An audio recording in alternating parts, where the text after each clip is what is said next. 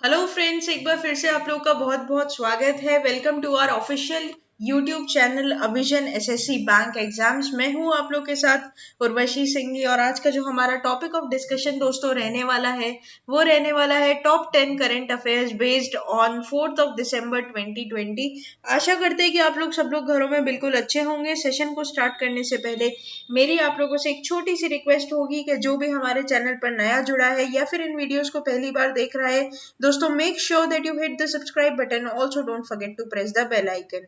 Also share this video with your friends as well. सिर्फ इतना ही नहीं, अगर आप लोग चाहते हैं कि डेली के साथ साथ आप लोग वीकली और मंथली करंट अफेयर्स का भी लुफ्त उठा सके तो अविजन की official website that is avision.co.in पर जाकर आप लोग वीकली और मंथली करंट अफेयर्स को भी फॉलो कर सकते हो। सेशंस की पीडीएफ लेने के लिए दोस्तों डिस्क्रिप्शन में दिए गए लिंक की हेल्प से आप लोग पीडीएफ को भी अवेल कर सकते हैं। और इसी के साथ साथ अगर आपको कहीं पे भी किसी भी टॉपिक के ऊपर कोई भी दिक्कत आती है तो आप हमें कमेंट सेक्शन में लिखकर जरूर बताएं ताकि हम लोग उस पर और वर्क कर सकें। तो चलिए फिर देर किस बात की, आज का हमारा सेशन को हम लोग स्टार्ट करते हैं। और आज के सेशन का पहला क्वेश्चन आप लोगों की स्क्रीन पर ये रहा। Which Indian composer recently roped in as ambassador for the BAFTA Breakthrough Initiative in India? तो दोस्तों यहाँ पर इंडियन कंपोजर जो है, कौन से ऐसे इंडियन कंपोजर है पूछा गया है क्वेश्चन में जिनको एम्बेसडर यहाँ पर घोषित किया गया है BAFTA breakthrough initiative in India, right. तो आप लोगों के पास ऑप्शंस है यहाँ पर AR Rahman, Amit Trivedi, Armaan Malik, Pritam Chakraborty. Here the correct option will be option number A, that is AR Rahman. तो दोस्तों जैसे कि हम लोग को पता है कि AR रहमान बहुत ही जाने माने हस्ती हैं, इंडियन कंपोजर हैं इंडिया के। तो इनको BAFTA breakthrough Indian ambassador क्या किया गया है, घोषित किया गया है। Oscar and Grammy winning Indian composer AR Rahman has roped in an ambassador of BAFTA Breakthrough Initiative in India. In 2020, BAFTA will identify and support up to 5 exceptional talents working in films, games and television in India. The BAFTA Breakthrough Initiative is a part of Academy year-long program to support the new talent. तो basically दोस्तों यहाँ पर जो बाफ्ता है, जो कि British academy है, वो बेसिकली क्या करते हैं, सपोर्ट करते हैं वो न्यू टैलेंट्स को जो कि राइज करना चाहते हैं या फिर अपना टैलेंट दिखाना चाहते हैं in the field of film, games, television industries like the countries for UK, China, India and the US। तो ये वाले जितने भी यहाँ की कंट्रीज के जितने भी लोग हैं जो अपना टैलेंट को इन फील्ड्स में और निखारना चाहते हैं, उभारना चाहते हैं, उनके लिए बाफ्ता यहाँ पर क्या लेकर आया है, एक ब्रेक थ्रू लेकर आया है, एक प्रोग्राम इन्होंने यहाँ पर लॉन्च किया। उस प्रोग्राम का जो एम्बेसडर बनाया गया है वो आपका AR रहमान को बनाया गया है, ठीक है। ये बात आप लोग को ध्यान रखनी है। It is a unique opportunity for promising artist to be supported by the world renowned organisation including connections with other talent creatives across the world and being mentored by BAFTA winners and nominees। तो यहाँ पर दोस्तों आप लोग को जिनको भी ये टैलेंट है, जिनको भी कोई टैलेंट है कि वो अपने आप को उस फील्ड में और ज्यादा क्या करे, ग्रूम करे, तो उनको पूरी सुविधा या फिर हेल्प मिलेगी किससे, बाफ्ता के पहले विनर से और या फिर जो बाफ्ता के लिए नॉमिनेट होते हैं उन लोगों से, ठीक है। तो ये काफी अच्छा एक रहेगा, क्वेश्चन बन सकता है इस पर एग्जाम के ऊपर। तो आप लोग ये जरूर ध्यान रखिएगा कि यहाँ पर जिनको एज एम्बेसडर नियुक्त किया गया है उनका नाम आप लोगों को जरूर यहाँ पर ध्यान रखना होगा फ्रेंड्स, ठीक है। तो यहाँ पर ये भी ध्यान रखना कि जो वर्किंग इन फिल्म्स, गेम्स और टेलीविजन इन इंडिया है उनके लिए यहाँ पर ये खोला गया है, ठीक है। तो ये भी बात आप लोग क्या करोगे, ध्यान रखोगे। नेक्स्ट चलते हैं हम लोग क्वेश्चन नंबर 2 के ऊपर। और क्वेश्चन नंबर 2 हमें क्या पूछता है ये देख लेते हैं। तो footwear major Bata shoe organisation, दोस्तों अपने लोग को पता ही होगा कि बाटा जो है एक बहुत बड़ा ऑर्गेनाइजेशन है in the field of footwear, right. तो यहाँ पर इसका फाउंडेशन ईयर कौन सा है ये बात आप लोगों को पूछ रहा है। 1896, 1895, 1894, 1893। Here the correct option will be 1894, option number C। पढ़ लेते हैं इसके बारे में। तो recently Bata name Sandeep Kataria as global CEO। तो यहाँ पर दोस्तों एक अपॉइंटमेंट हुई है कि बाटा ने ग्लोबल CEO की नियुक्ति की है और ये नियुक्त किसको किया है, संदीप कटारिया को। पहले ये सिर्फ दोस्तों बाटा इंडियंस के ही CEO थे, लेकिन अब इनको क्या पोस्ट दे दी गई है, ग्लोबल CEO की पोस्ट दे दी गई है। ये बात आप लोग क्या करोगे, ध्यान रखोगे। साथ ही साथ मुझे आप लोगों को यहाँ पर दोस्तों बाटा के बारे में और भी कई चीजें बतानी चाहिए, लेकिन उससे पहले हम लोग यहाँ पर डिटेलिंग ले लेते हैं। International footwear major Bata shoe organisation on Monday announce the elevation of the India CEO Sandeep Kataria to the post of global CEO Bata brands with immediate effect. तो मैंने जैसे आप लोग को पहले बताया कि सिर्फ इंडिया में यहाँ पर सीईओ थे संदीप कटारिया, अब इनको पूरा पोस्ट दे दिया गया है ग्लोबल का, ठीक है, और इमीडिएट इफेक्ट से अब ये क्या बन चुके हैं, वहां के ग्लोबल सीईओ बन चुके हैं बाटा के। Kataria thus becomes the first Indian, very very important, to elevated the global role of the footwear major. He takes over the Alexis Nasard, इन्होंने एलेक्सिस नजार्ड की प्लेस ली है दोस्तों। पहले एलेक्सिस नजार्ड थे, लेकिन अब कौन हो जाएंगे, the only Indian, that is Sandeep Kataria, who was stepped down after almost 5 years in the role. Before this, Kataria was the CEO of Bata India since 2017. Under Kataria, Bata India managed to transform the India's largest footwear retailer in India within a relatively short span. तो दोस्तों इनका जो working experience है या फिर working performer है, results है, वो काफी अच्छे हैं। आज की डेट में इंडिया में जो बेस्ट फुटवेयर है कंपनी है वो बाटा है। तो यही सोचकर कि ये 2017 से संभाल रहे हैं कौन, आपके संदीप कटारिया, इनको ग्लोबल सीईओ की पोस्ट भी अब क्या कर दी गई है, अलॉट कर दी गई है। तो पहले ही पोस्ट किसकी थी, एलेक्स नजार्ड की थी, लेकिन अब इस पे कौन संभालेगा, कौन इसका दायित्व उठाएगा, तो संदीप कटारिया, ठीक है, ये बात ध्यान रखना। इससे पहले आज तक कभी भी बाटा का कोई भी ग्लोबल सीईओ इंडियन नहीं था। अच्छा, बाटा के बारे में जो एडिशनल इन्फो यहाँ पर लेनी चाहिए कि इसका फाउंडेशन डेट कौन सा है, तो that is 24th of August 1894 as we discussed earlier also। और यहाँ पर इसका हेडक्वार्टर के बारे में भी हमें जानना चाहिए दोस्तों, that is Lausanne in Switzerland, ठीक है। तो ये बात आप लोग इधर क्या करोगे, ध्यान रखोगे, ये आप लोगों के लिए इंपॉर्टेंट यहाँ पर रहेगा। नेक्स्ट चलते हैं क्वेश्चन नंबर 3 के ऊपर, और क्वेश्चन नंबर 3 क्या पूछता है ये देख लेते हैं। तो यहाँ पर क्वेश्चन नंबर 3 में दोस्तों आप लोगों को पूछा है कि गवर्नमेंट ऑफ इंडिया ने रिसेंटली साइन किया है loan of $132.8 million with ADB. ADB is your Asian Development bank to improve the quality of power supply to which state of India। तो कौन से स्टेट ऑफ इंडिया, मतलब कौन से राज्य है ऐसा आप लोग का भारत का जिसमें रिसेंटली $132.8 million का एग्रीमेंट हुआ है, किसके बीच में, एशियन डेवलपमेंट बैंक के बीच में और गवर्नमेंट ऑफ इंडिया के बीच में, ठीक है। तो ये बात आप लोग को यहाँ पर बतानी होगी। तो दोस्तों आप लोग के पास ऑप्शन है यहाँ पर Assam, West Bengal, Meghalaya, Nagaland. Here the correct option will be option number C, that is Meghalaya. अगर मैं मेघालय की और एडिशनल बात आप लोग को यहाँ पर करूं तो आप लोग को ये ध्यान रखना होगा कि इसका सबसे पहले तो कैपिटल क्या है, मेघालय का कैपिटल आप लोग का क्या हो जाएगा, तो मेघालय का कैपिटल आप लोग का हो जाएगा क्या, शिलोंग। साथ ही साथ यहाँ पर बात कर लेते हैं कि इसके गवर्नर कौन हो जाएंगे, तो इसके गवर्नर आप लोगों के हो जाएंगे सत्यपाल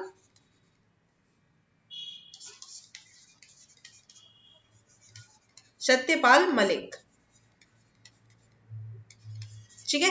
उसके बाद बात कर लेते हैं यहाँ के चीफ मिनिस्टर की। तो यहाँ पर इसके चीफ मिनिस्टर का नाम हो जाएगा दोस्तों आप लोग का कोनार्ड संगमा, ठीक है। तो ये बात इधर क्या करना, ध्यान रखना, ये इंपॉर्टेंट रहेगा। कुछ एडिशनल चीजें हैं जो आपके एग्जाम पॉइंट ऑफ व्यू से इंपॉर्टेंट रहती है, वो भी हम लोग को यहाँ पर डिस्कस करनी जरूरी है। तो डिटेलिंग ले लेते हैं। तो दोस्तों यहाँ पर Asian Development Bank and the government of India today signed $132.8 million loan to strengthen and modernise the distribution network and improve the quality of power supplied to the household industries and businesses in the India's northeastern state of Meghalaya. तो यहाँ पर दोस्तों मेघालय में आप लोगों के house hold में जो पावर मतलब जो पावर की सप्लाई है, इलेक्ट्रिसिटी की सप्लाई है, कहाँ पर आपके घरों में, इंडस्ट्रीज में, बिजनेसेस में, ठीक है। तो उसको और अच्छे इंप्रूव करने के लिए और उसको मॉडर्नाइज करने के लिए यहाँ पर लोन लिया गया है, किससे, एडीबी बैंक के द्वारा। This project supports Meghalaya 24/7 Power for All initiative and will help the state reduce its high technical and commercial losses through network strengthening, metering and billing efficiency improvements। तो यहाँ पर दोस्तों आप लोग को देखने को मिलेगा कि ये जो पूरा प्रोजेक्ट है उसका नाम आप लोग का रखा गया 24 इंटू 7 पावर फॉर ऑल। तो बेसिकली यहाँ पर क्या देखा जाएगा कि इसमें नेटवर्क किस तरीके से स्ट्रॉन्ग हो सके, मीटरिंग किस तरीके से अच्छी हो सके, मीटर्स जो होते हैं उनको किस तरीके से इलेक्ट्रिक कर सके, बिलिंग एफिशिएंसी और ज्यादा इंप्रूव हो सके, इन सब बातों का ध्यान रखा गया है।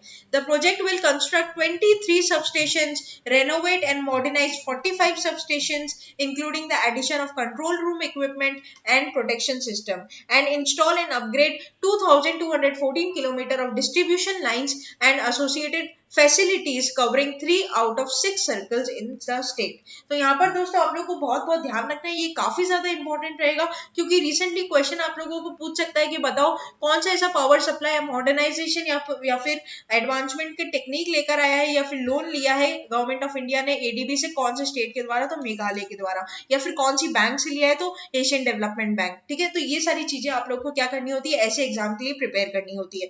दोस्तों करंट अफेयर्स की अगर मैं बात करूं तो करंट अफेयर्स आजकल एग्जाम में काफी ज्यादा इंपॉर्टेंट है क्योंकि जितने भी नए पैटर्न्स आ रहे हैं एग्जाम में क्वेश्चंस के, उसमें आप लोग के करंट अफेयर्स का जो वेटेज है, जो दबदबा है, वो काफी ज्यादा देखने को मिला है। अगर आप लोग चाहते हैं कि आप लोग का मेंस क्लियर हो, मतलब जीए के सेक्शन में आपका करंट अफेयर्स पर कमांड होना दोस्तों बहुत ज्यादा जरूरी है, और इसके लिए आपको और कहीं जरूरत नहीं है जाने की, सिर्फ avision.co.in या फिर अविजन की यूट्यूब की official channel that is Avision SSC bank exams को सब्सक्राइब कर लीजिए, रजिस्टर करवा लीजिए और अपनी प्रिपरेशन को मजबूत बना लीजिए अविजन एसएससी बैंक एग्जाम्स के साथ। तो ठीक है, तो ये बात मुझे यहाँ पर आप लोगों को एक और बतानी चाहिए कि the installation of smart meters will be benefit 1,80,000 house holds. तो यहाँ पर 1,80,000 घरों में आप लोगों का स्मार्ट मीटर्स का भी क्या होगा, इंस्टॉलेशन किया जाएगा, ताकि जब बिल आता है तो उसमें कोई गड़बड़ी ना हो, जितना यूनिट्स आप लोग यूज कर रहे हो उस हिसाब से आप लोगों का बिल आए। ठीक है, तो ये बात भी आप लोग इधर क्या करोगे, ध्यान रखोगे। इंपॉर्टेंट टेक अवे जो की पॉइंट्स है जो यहाँ पर हम लोगों ने डिस्कस किए हैं, ये बात आप लोग जरूर ध्यान रखिएगा। नेक्स्ट चलते हैं हम लोग क्वेश्चन नंबर 4 की तरफ, और क्वेश्चन नंबर 4 क्या बोलता है ये देख लेते हैं। तो यहाँ पर क्वेश्चन नंबर 4 दोस्तों आप लोगों से बोल रहा है, among the following who recently launches the virtual आदि महोत्सव मध्य प्रदेश। तो दोस्तों यहाँ पर आप लोगों से पूछा गया है कि कौन से ऐसे शख्सियत है जिन्होंने रिसेंटली लॉन्च किया है मध्य प्रदेश में कौन सा उत्सव, तो वर्चुअल आदि महोत्सव। ठीक है, तो नरेंद्र मोदी, सत्यपाल मलिक, कोनार्ड कोंगल संगमा और अर्जुन मुंडा। तो here the correct option will be option number D, that is Arjun Munda. दोस्तों मैं अगर अर्जुन मुंडा के बारे में बात करूं तो ये आपके कौन है, ये है आपके union minister for tribal affairs. Recently इनकी क्या पोस्ट है, तो ये यूनियन मिनिस्टर ट्राइबल अफेयर्स के, ठीक है, इनका नाम क्या है, अर्जुन मुंडा। तो जैसे कि आप लोग देख भी पा रहे हो दोस्तों, तो Arjun Munda inaugurates that is your electorally inaugurate due to the virtual session। जैसे कि हम लोग को पता है कोविड-19 के पीरियड में काफी जितने भी इनॉग्रेशन हुए आपके वर्चुअली ही हुए हैं, तो ये inaugurates वर्ड यहाँ पर क्या हुआ है, एक और देखने को मिलेगा आगे आने वाली लाइफ में भी। The first ever virtual and Mahotsav Madhya Pradesh एयरपेक्स tribal affairs minister Arjun Munda launched the virtual edition of Adi Mahotsav Madhya Pradesh on Tuesday. The 10-day long festival commencing on December 1, 2020 is being hosted on the Tribes India website www.tribesindia.com. The main focus is on the tribal craft and cultural of Madhya Pradesh. तो दोस्तों मैं basically आप लोगों को crux में अगर एक बात बता दूं तो ये जो कल्चर है, ये जो आप लोगों का प्रोग्राम लॉन्च किया गया है, ये पूरा आपका 10 दिन का रहेगा, जिसमें आप लोगों का डांस, आप लोगों के वहां का क्राफ्ट, कल्चर, हेरिटेज,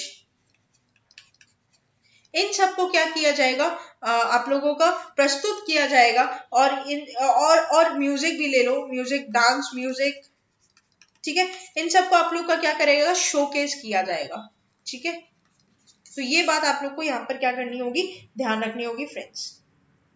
इसी के साथ साथ यहाँ पर यह भी बोला गया है कि मध्य प्रदेश के साथ साथ जो और अदर स्टेट्स होंगे जो भी ऐसा वर्चुअल आदि महोत्सव करने जा रहे हैं, अभी तक तो सुनने में आया है दोस्तों कि ऐसे स्टेट में आप लोगों का एक वेस्ट बंगाल रहेगा, यहाँ पर भी ये प्रोग्राम जल्दी ही देखने को हम लोग को मिल सकता है। And the tentative date, West Bengal के साथ साथ गुजरात भी बोल रहा है कि ये करेगा, तो ये 11 दिसंबर से शुरू होगा और ये आप लोगों का 21 दिसंबर से यहाँ पर शुरू होगा। ठीक है, तो ये बात भी आप लोग को क्या करनी होगी, ध्यान रखनी होगी दोस्तों। 10-10 दिन के ये क्या रहेंगे, आप लोग के प्रोग्राम्स रहेंगे।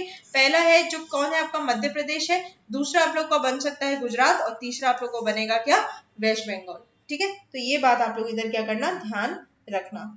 तो बेसिकली काफी ज्यादा अच्छा इनिशिएटिव लिया गया है।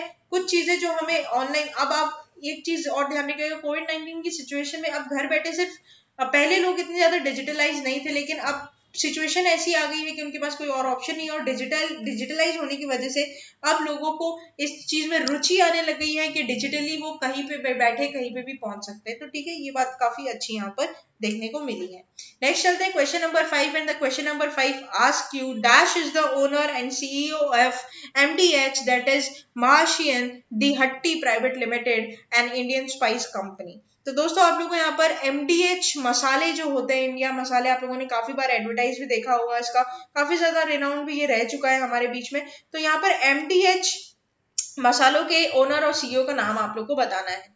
तो Chunnilal Gulati, Dharmpal Gulati, Hariram Gulati, Chandmal Gulati. Here the correct option will be option number B, that is Dharmpal Gulati. तो यहाँ पर दोस्तों MDH ओनर महाशय धर्मपाल गुलाटी पासेस अवे, इनका डिमाइस हो चुका है दोस्तों, इनके देहांत हो चुकी है। ऑर्बिचरी है, और ऑर्बिचरीज आपके लिए काफी ज्यादा इंपॉर्टेंट रहती है एग्जाम पॉइंट ऑफ व्यू से। 1 से 2 क्वेश्चन आप लोगों को हमेशा एग्जाम में ऑर्बिचरीज के ऊपर देखने को मिल सकते हैं।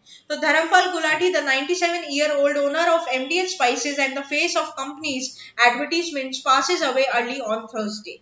Popularly known as King of Spices, Gulati was undergoing treatment at an hospital in Delhi for the last 3 weeks. He suffered a cardiac arrest, and he was fondly called Dalaji or Mahashayji. The school dropout Dharampal joined his father's spice business in early days. Back in 2019, the government honored him with Padma Bhushan and the third highest civilian award in the country. तो दोस्तों इनको Padma Bhushan award से भी सम्मानित किया गया है। साथ ही ये दालाजी और महाशय जी के नाम से भी काफी ज्यादा फेमस थे, इनको इस नाम से बुलाया भी जाता था। जब मतलब हम लोग भी, या आप और हम हमारी बात करें, सब जो हम लोग जब छोटे थे, तो ये MDH देगी मसाले और MDH के मसालों का काफी ज्यादा एडवर्टीजमेंट पे इन्हीं का ही फेस आता था, और सिर्फ देख के हम लोग को पता चल जाता है कि ये एड जो है वो MDH का होगा। तो बेसिकली उन्होंने जो ये कंपनी खोली थी दोस्तों 1959 में कंपनी स्टार्ट की थी करोल बाग न्यू दिल्ली में, और इसका जो हेडक्वार्टर है वो भी आपको न्यू दिल्ली में ही देखने को मिलेगा। इंडिया में नहीं, ये बाहर कई देशों में फेमस हो चुके हैं दोस्तों। जैसे कि बात करूं मैं यूके की, यूरोप की, UAE की, या फिर बात कर लो आप लोग कनाडा की, तो सब जगह आप लोगों को क्या देखने को मिलेगा, इन स्पाइसेस का, MDH स्पाइसेस का दबदबा ज्यादा देखने को मिलेगा। तो सिर्फ दिल्ली के करोल बाग में ही नहीं, बल्कि पूरे विश्व में इन्होंने अपना नाम को क्या किया है दोस्तों, प्रसिद्ध किया है। नेक्स्ट चलते हैं क्वेश्चन नंबर 6 के ऊपर, और क्वेश्चन नंबर 6 हमें क्या पूछता है ये देख लेते हैं। The international day of persons with disabilities is observed annually on. तो दोस्तों यहाँ पर आप लोग को बताना है कि international day of persons disability कौन से दिन हमेशा हर साल मनाया जाता है। तो ऑप्शन है आप लोग के पास 3 दिसंबर, 4 दिसंबर, 5 दिसंबर, 6 दिसंबर। The correct option will be option number A, that is 3 of December. ठीक है, तो पढ़ लेते हैं। The international day of persons with disabilities is observed annually on December 3. The IDPWD Day was proclaimed in 1992 by the United Nations General Assembly. The theme जो है आप लोगों की वो क्या हो जाएगी, Not all disabilities are visible, right? तो हर जो भी एक इंसान के शरीर में कोई भी डिसेबिलिटी होती है, जरूरी नहीं है दोस्तों वो दिखे ही, कभी कभी इनविजिबल डिसेबिलिटीज से भी ग्रहित होता है एक इंसान। The day is celebrated to promote the rights and the wellbeing of persons with disabilities in all the spheres of the society and development, and to increase awareness of the situation of person with disabilities in every aspect of political, social, economic and cultural life.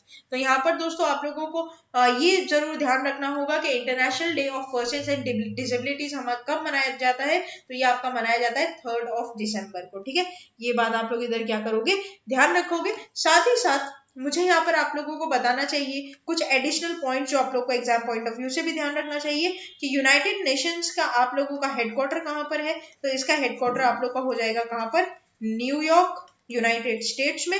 और साथ ही साथ अगर हम लोग बात करेंगे इसके foundation year की या फिर फाउंडेशन डेट की, तो वो आपका हो जाएगा 24 अक्टूबर 1945। साथ ही साथ हम लोग अगर इसकी बात करते हैं सेक्रेटरी की, तो इनके जो सेक्रेटरी है उनका नाम हो जाएगा आपका एंटोनियो गुटेरस। तो एंटोनियो गुटेरस इनके क्या हो जाएंगे, यूएन के सेक्रेटरी यहाँ पर हो जाएंगे। ठीक है दोस्तों, नेक्स्ट चलते हैं question number 7 and question number 7। और क्वेश्चन नंबर 7 यहाँ पर आप लोग को क्या पूछता है ये देख लेते हैं। तो among the following who becomes new director general of border roads organisation. तो दोस्तों आप लोग को यहाँ पर बताना है कि इनमें से किसको अभी आप लोग का BRO का क्या बनाया गया है, यहाँ पर न्यू डायरेक्टर जनरल बनाया गया है। तो ऑप्शन है आप लोगों के पास lieutenant general Rajeev Chaudhary, lieutenant general Sanjog Mishra, lieutenant general Ashish Khetan, lieutenant general Vijay Kaushik. Here the correct option will be option number A, that is Lieutenant General Rajiv Chaudhary. तो पढ़ लेते हैं। तो Lieutenant General Rajiv Chaudhary has appointed as the 27th Director General of Border Roads Association. His appointment is effective from 1st December 2020. Lieutenant Chaudhary succeeds Lieutenant Harpal Singh, who has been appointed as a new Engineer in Chief of Indian Army. अगर आप लोग हमारे sessions को daily follow करते हैं तो दोस्तों आप लोगों को ये भी पता होगा कि BRO का जो न्यू इंजीनियर इन चीफ था उसको लेफ्टिनेंट जनरल हरपाल सिंह को क्या किया गया है, यहाँ पर अपॉइंट किया गया है। ठीक है, तो अभी जो बात कर रहे हैं वो डायरेक्टर जनरल की बात कर रहे हैं, लेकिन न्यू इंजीनियर इन चीफ आपके कौन थे, वो थे हरपाल सिंह। और न्यू डायरेक्टर जनरल जो है वो है आप लोग के राजीव चौधरी। तो ये बात आप लोग को इधर क्या करनी होगी, ध्यान रखनी होगी। The BRO is responsible for the construction and maintenance of all the border roads, including those along with the frontiers with China and Pakistan. ठीक है, नेक्स्ट चलते हैं क्वेश्चन नंबर 8 की तरफ। और क्वेश्चन नंबर 8 क्या बोलता है ये देख लेते हैं। तो यहाँ पर India rank dash position in global terrorism index 2020। तो इंडिया की कौन सी पोजीशन है दोस्तों according to the global terrorism index 2020, 5th, 6th, 7th और 8th। Here the correct option will be option number D, that is 8th position. तो पढ़ लेते हैं। In the Global Terrorism Index GTI 2020, India has ranked 8th spot globally in the list of countries most affected by terrorism in 2019. The GTI score of India is 7.353 out of 10. With a score of 9.592, Afghanistan has topped the index and the worst terror impact nation among the 163 countries. तो 163 countries में दोस्तों सबसे पहली जो country आप लोगों की जिसमें टेररिज्म की जो मात्रा है या फिर मैं बोलूं पॉइंट है वो सबसे ज्यादा है, दैट इज योर अफगानिस्तान। और उसके बाद हमारा जो भारत है वो 8वें नंबर पर आता है। It is followed by Iraq, Nigeria and the second and third place. मतलब सेकंड पे आता है आपका इराक और थर्ड पे आप लोग का आ जाता है Nigeria. Regionally south Asia was the most impacted region by terrorism in 2019, recording more deaths than any other region. As globally the death cost due to terrorism fell by 15% to 13,286 in 2019 over 2018. तो यहाँ पर जो exam point of view से आप लोग को ध्यान रखना है दोस्तों, इंडिया का पोजीशन कौन सा है। साथ ही साथ यहाँ पर बात कर लेते हैं, सबसे पहले आता है आपका अफगानिस्तान, दूसरा पे आएगा इराक और तीसरा पे आप लोग का आ जाएगा नाइजीरिया रिस्पेक्टिवली। नेक्स्ट चलते हैं क्वेश्चन नंबर 9 की तरफ। और क्वेश्चन नंबर 9 क्या पूछता है ये देख लेते हैं। तो which country successfully test fire the anti ship version of BrahMos supersonic cruise missile. तो दोस्तों आप लोग को यहाँ पर बताना है कौन सी ऐसी कंट्री है जिसने रिसेंटली टेस्ट फायर किया है anti ship version of BrahMos supersonic cruise missile. तो यहाँ पर आप लोग के पास ऑप्शंस है India, Pakistan, Russia, USA. Here the correct option will be option number A, that is India. तो पढ़ लेते हैं। India successfully test fired the anti ship version of BrahMos supersonic cruise missile for the Andaman and Nicobar Island territory. The test was conducted as a part of ongoing trials being conducted by Indian Navy. The DRDO developed BrahMos supersonic cruise missile with a strike range of 300 km was launched from Indian RV INS Ranvijay and it successfully hit its target ship near the Car Nicobar Islands in the Bay of Bengal. तो दोस्तों यहाँ पर इन्होंने जो ये missile है उसे launch किया था INS रणविजय के द्वारा रणविजय पर, ठीक है, जो कि आप लोग का लोकेटेड है कहाँ पर, आप लोग का अंडमान में। और उसने सक्सेसफुली हिट किया था किसको, निकोबार में आप लोगों का जो एक टारगेट शिप था उनके द्वारा रचाया गया, वो आपका क्या था, बे ऑफ बंगाल में लोकेटेड है। तो ये बात भी आप लोग को यहाँ पर ध्यान रखना होगा। और जो स्ट्राइक रेंज है वो इसकी क्या है, 300 किलोमीटर की रहेगी। The test comes on the backdrop of the series of missile launches in the recent past. A test was also undertaken November 25 by the Indian Air Force. The fastest cruise missile in its class, BrahMos, has a speed of 2.8 Mach and almost 3 times at the speed of sound. तो यहाँ पर जो speed आप लोग देख पा रहे हो दोस्तों, साउंड की स्पीड से, जो साउंड की स्पीड होती है उससे 3 गुना इसकी स्पीड ज्यादा तेज है। ठीक है, नेक्स्ट चलते हैं question number 10 and the very very last question of this session. देख लेते हैं कि क्वेश्चन क्या पूछता है। Who is the union minister of petroleum and natural gas and steel. तो यहाँ पर आप लोग को दोस्तों बताना है कि यूनियन मिनिस्टर कौन है आपके पेट्रोलियम एंड नेचुरल गैस और स्टील के। तो ऑप्शन है आप लोग के पास श्रीकांत माधव वैद्य, Dharmendra Pradhan, Ritesh Agarwal, Mayank Thakur. Here the correct option will be option number B, that is Dharmendra Pradhan. ठीक है, तो ये बात आप लोग को इधर क्या करनी होगी, ध्यान रखनी होगी। तो पढ़ लेते हैं कि धर्मेंद्र प्रधान यहाँ पर क्या बोलते हैं और इन्होंने क्या रिसेंटली लॉन्च किया है। तो IOCL ने रिसेंटली लॉन्च किया दोस्तों India first 100 octane premium petrol. ठीक है, ऑक्टेन पेट्रोलियम जो होता है दोस्तों आप लोग का बेसिकली शिप्स में यूज आता है, या फिर जो रोल्स रॉयस जैसी बड़ी बड़ी गाड़ियां हैं दोस्तों उसमें आप लोग को ऑक्टेन पेट्रोल डाला जाता है। ठीक है, तो union minister and petroleum and natural gas and steel Dharmendra Pradhan launched India's first indigenously developed 100 octane premium petrol through video conferencing. Octane ratings are measures fuel stability that increases engine efficiency. The high octane premier grade petrol will be marked under the brand XP100. तो यहाँ पर दोस्तों जो नया petroleum यहाँ पर launch किया गया है XP100 के नाम से यहाँ पर आप लोग देख पाओगे। साथ ही साथ दोस्तों जो XP100 ऑक्टेन पेट्रोल है ये आप लोगों का हर सिटीज में अवेलेबल नहीं है। अभी तक ये सिर्फ 10 सिटीज में आप लोगों को अवेलेबल होगा इंडिया की, और वो जो सिटीज है वो है आप लोगों की दिल्ली, गुरुग्राम, नोएडा, आगरा, जयपुर, चंडीगढ़,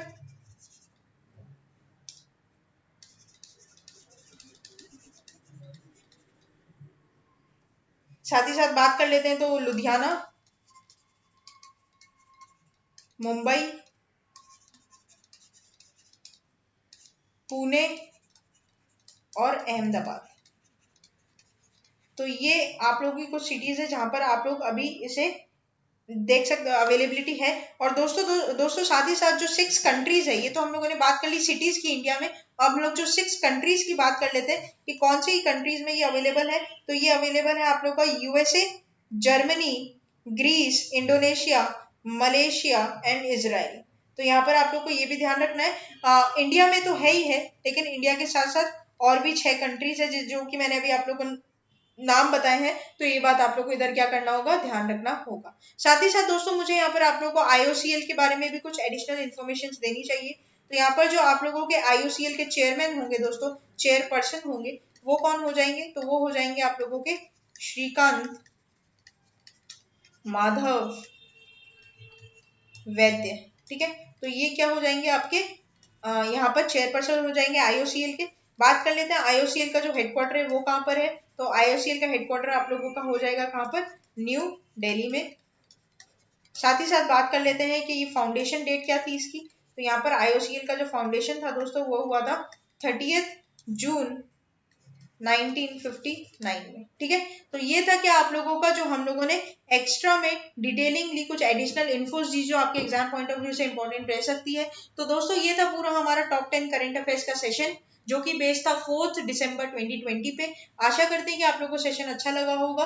सेशन अच्छा लगा है तो आप लोग लाइक करना मत भूलिएगा, चैनल को आप लोग तुरंत ही सब्सक्राइब कर लीजिए और अपने दोस्तों के साथ इन वीडियोस को शेयर जरूर कर दीजिएगा ताकि आने वाले जितने भी एग्जाम एस्पिरेंट्स हैं या फिर जो भी स्टूडेंट्स गवर्नमेंट एग्जाम में आप लोगों के इंटरेस्टेड हैं तो उन्हें भी इन वीडियोस का क्या हो सके, फायदा हो सके। तब तक के लिए बने रहिए हमारे साथ। Thank you so much and have a nice day.